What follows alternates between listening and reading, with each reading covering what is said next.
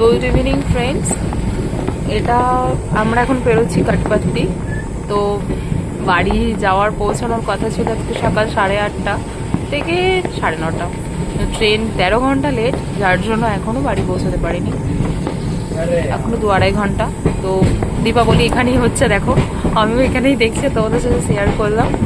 সবাই ফোটাচ্ছে, নিজের ভীষণ মন খারাপ যে নিজের ঘরে গিয়ে একটা মোমবাতি বা প্রদীপ জ্বালাতে পারছি না।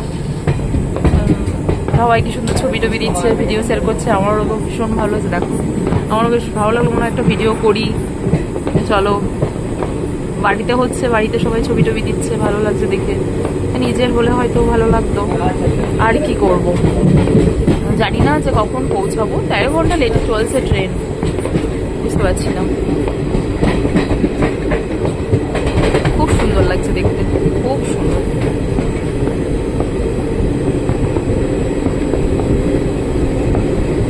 ট্রেনের স্পিডটা এতটাই স্লো করে দিচ্ছে, মানে আমাদের আসার সময় ছিল, ট্রেনের টাইম ছিল 10:30 রাত, সে ট্রেন এসছে 5:22।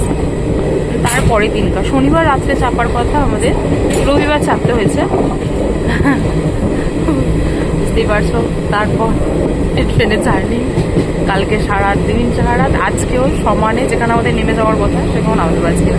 এবার ভেবেছিলাম যে বিজয়বাড়া থেকে ফ্লাইটে চলে যাই, তো দেখলাম এখানেও একটা খরচা, ওইদিকেও খরচা, আর এত লাগেজ হয়ে গেছে সেটা যাওয়াটা সম্ভব না। একবার ডিসিশন নেওয়া হয়েছিল আমাদের যে চলো এখান থেকে নেমে আমরা ফ্লাইট ধরে নিই, যেহেতু লাগেজের জন্যই আমাদের ফ্লাইটে আসা হয়নি, আর কি করা যাবে। চলো টাটা, দেখি কতক্ষণে পৌঁছাচ্ছি, তারপর তোমাদের সাথে শেয়ার করবো। একটা কথা, আমি কিন্তু এইভাবে ভিডিও কখনোই বানাতে পারি না। আজ খুব সাহসের সাথে গেটের সামনে এসে ভিডিও বানাচ্ছি, আমার প্রচণ্ড মাথা ঘোরে।